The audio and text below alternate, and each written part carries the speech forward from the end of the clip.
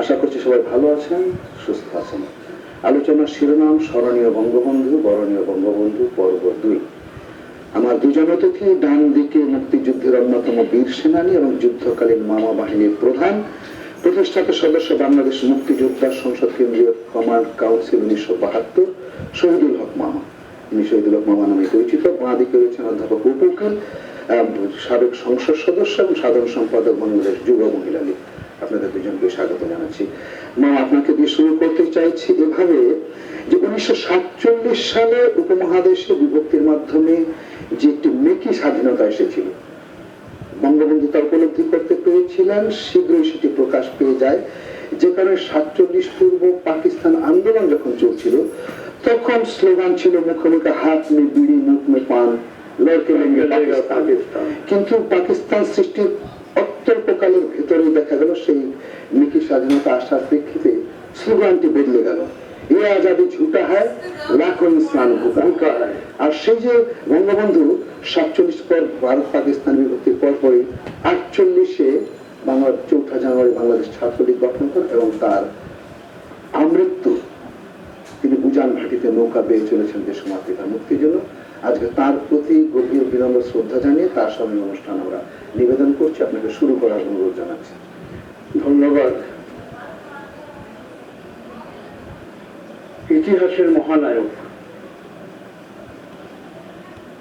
যা বিবিসির থেকে জরিপের মাধ্যমে সর্বকালের সর্বশ্রেষ্ঠ বাঙালি হিসাবে নির্বাচিত। 48, 52, 62, 69, 70, 71 বাংলাদেশের মাটি মানুষের সাথে এই মহান নেতার সম্পর্ক, আত্মার সম্পর্ক।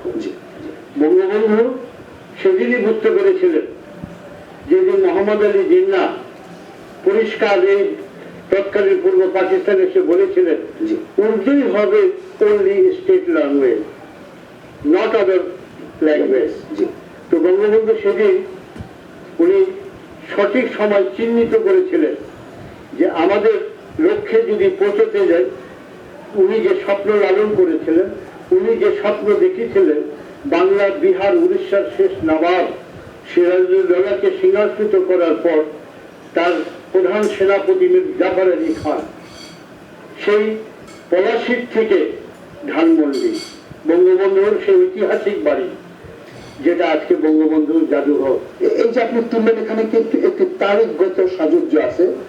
1757 সালের 23শে জুন সিরাজউদ্দৌলা পতন হয়েছিল, বাংলাদেশ আওয়ামী লীগ প্রতিষ্ঠিত হয় 23শে জুন। রাইট। আমি কথাটা এই জন্য টানলাম যে এই নেতা বাংলাদেশের স্বপ্ন স্রষ্টা, বাংলাদেশের স্থপতি। উনি জড়িয়ে পড়ি শেখ মুজিব, উনি পূর্ণাঙ্গ বাংলাদেশের জন্ম থেকে সারা পৃথিবীতে বাংলাদেশ একটা স্বাধীন সার্বভৌম রাষ্ট্র প্রতিষ্ঠা করে দিয়ে গেছে। কিন্তু আজকে নির্মম পরিহাস, বললাম পলাশীর সেই নির্মম ঘটনাকেও ম্লান করে দিয়েছে সেই 15ই আগস্ট। এই ঘাতকরা, এই ব্ল্যাক ডগ, এই যে কালা পোশাক পরে সর্বকালের সর্বশ্রেষ্ঠ বাঙালি, বাংলাদেশের স্বপ্ন স্রষ্টাকে হত্যা করে বাংলাদেশের আশা আকাঙ্ক্ষাকে তারা মাটির সাথে মিশিয়ে দিয়েছে।